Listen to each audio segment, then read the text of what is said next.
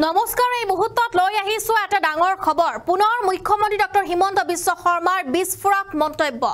সংখ্যালঘু লোকক ভয় দেখুৱাই প্ৰদ্যুৎ বৰদলৈ আৰু ৰকিবুল হুছেইনে জয়যুক্ত হৈছে নিৰ্বাচনত প্ৰদ্যুৎ বৰদলৈ আৰু ৰকিবুল হুছেইন জয়যুক্ত হৈছে সংখ্যালঘু লোকসকলক ভয় দেখুৱাই যিসমূহ স্থানত কংগ্ৰেছে যেটো জয়লাভ হ'বলৈ সক্ষম হৈছে সেই স্থানত একাংশ সংখ্যালঘুক ভয় খুৱাইছে প্ৰদ্যুৎ বৰদলৈ ৰকিবুল হুছেইন আৰু ইতিমধ্যে গৌৰৱ গগৈ সন্দৰ্ভত বিস্ফোৰক মন্তব্য মুখ্যমন্ত্ৰী গৰাকীৰ সবিশেষ লৈ আহিছে এই মুহূৰ্তত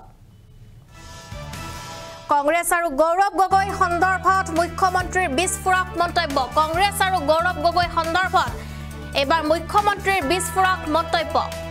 ভোটৰ সময়ত সংখ্যালঘুক কোৱা হয় বিজেপিয়ে মছজিদ মাদ্ৰাছা ভাঙিব আৰু হেয়া ভয় দেখুৱা হয় জনপ্ৰিয়তাৰ বাবে নিৰ্বাচন জিকা নাই কংগ্ৰেছে ভয় দেখুৱাই জিকিছে বুলি উল্লেখ কৰিছে মুখ্যমন্ত্ৰীয়ে সংসদত গৌৰৱ গগৈ নিজ সমষ্টিৰ কথা নকয় মণিপুৰৰ সমস্যা কয় নিজ সমষ্টিৰ কথা নকয় মণিপুৰৰ কথা ক'বলৈ যেটো যায় গৌৰৱ গগৈ যোৰহাটৰ সমস্যাবোৰ উত্থাপন নকৰে গৌৰৱ গগৈ দেউতাকৰ বাবে ৰাজনীতিলৈ অহা সকলে কৰবাত উজতি খাবই বুলি উল্লেখ কৰিছে মুখ্যমন্ত্ৰীয়ে যিসকলে দেউতাকৰ বলত ৰাজনীতিত আহিছে তেওঁলোক এতিয়া কৰবাত নহয় কৰবাত উজতি খাবই আৰু যেটো গৌৰৱ গগৈ সন্দৰ্ভত এনেদৰে মন্তব্য কৰিছে মুখ্যমন্ত্ৰীয়ে যে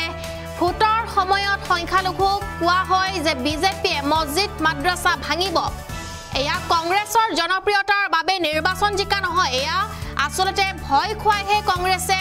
নিৰ্বাচনত জয়লাভ কৰিছে বুলি উল্লেখ কৰিছে মুখ্যমন্ত্ৰীয়ে সংসদত গৌৰৱ গগৈ নিজ সমষ্টিৰ কথা নকয় মণিপুৰৰ সমস্যা ক'বলৈ যায় যোৰহাটত যি সমস্যা আছে সেই সমস্যাৰ কথা ক'বলৈ নাযায় সংসদত তেওঁ মণিপুৰৰ কথা ক'বলৈ যায় বুলি উল্লেখ কৰিছে মুখ্যমন্ত্ৰীয়ে যোৰহাটৰ সমস্যাবোৰ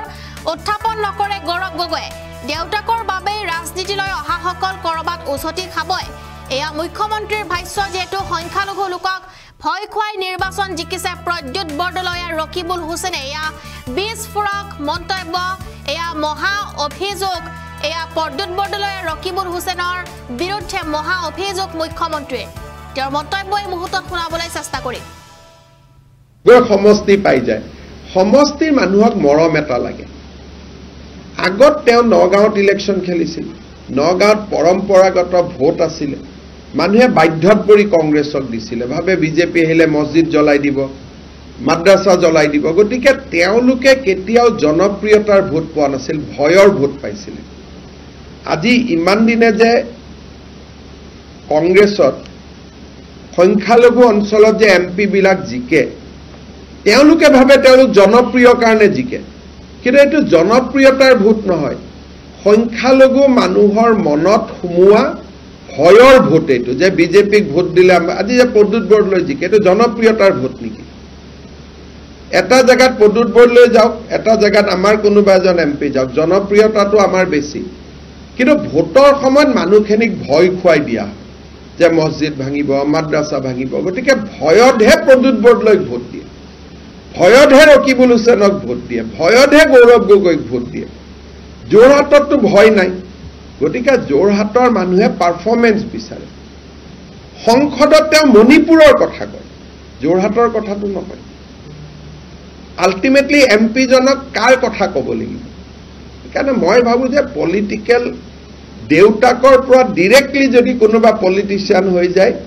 তেতিয়ালে কৰবাত নহয় কৰবাত এক্সিডেন্ট হ'ব কিন্তু কাৰ্যকৰ্তা হৈ যদি পলিটিশিয়ান হয় এক্সিডেন্ট নহয় মই কাকো নাম ধৰি কোৱা নাই কিন্তু মই ইয়ং পলিটিশিয়ান সকলক ক'ব খুজো বিশেষকৈ যাৰ দেউতাক পলিটিশিয়ান তেওঁলোকে দেউতাকৰ লিগেচিটো বাদ দি নিজে কাৰ্যকৰ্তা হৈ যে যুৱ মৰ্চা কৰিলো মহিলা মৰ্চা কৰিলো ভাৰতীয় জনতা পাৰ্টি কৰিলো এসময়ত এমএলএ খেলিলো বোলে নহয় মোৰ দেউতাৰ এমএলএ আছিল মই এমএলএ হম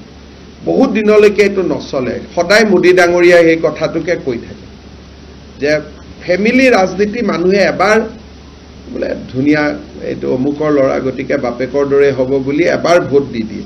কিন্তু এটা সময়ত মানুহৰ আমুৱাই যায় যে এটোটো বাপেকৰ লগত কোনো লিংক নাই